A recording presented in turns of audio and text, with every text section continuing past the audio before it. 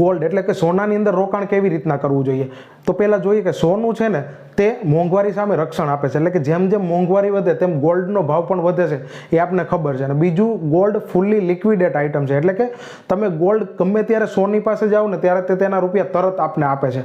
એટલા માટે આપણી આવકના એટલે કે 5% જેટલા રૂપિયાનું હંમેશા ગોલ્ડ લેવું જોઈએ. આજે માર્કેટમાં 1 ગ્રામ અને 2 ગ્રામનું પણ સોનું મળે છે, એટલા માટે તમે ટુકડે ટુકડે પણ સોનાની અંદર ઇન્વેસ્ટમેન્ટ કરી શકો છો. આ ઉપરાંત ફિઝિકલ ગોલ્ડ એટલે કે તમારે જ્વેલર્સની ત્યાંથી ગોલ્ડ ન લેવું હોય તો માર્કેટની અંદર ગોલ્ડ બોન્ડ પણ મળે છે, જે ગોલ્ડ બોન્ડ તમારી એપની અંદર સચવાઈ રહે છે. એટલા માટે કે ગોલ્ડ બોન્ડનો ભાવ છે તે ગોલ્ડ જેટલો જ ભાવ હોય છે. જેમ કે આજે 70,000 ભાવ છે સોનાનો, તો ગોલ્ડ બોન્ડનો પણ ભાવ 70,000 હોય છે.